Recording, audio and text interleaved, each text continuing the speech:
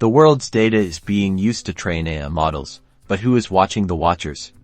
Let's dive into a few questions of AI and data governance. How is data privacy being managed? What measures are in place to ensure the security and confidentiality of personal information used to train these models? What about consent and control? Are individuals aware of how their data is being used? And do they have the power to control or withdraw their information? How are the biases handled?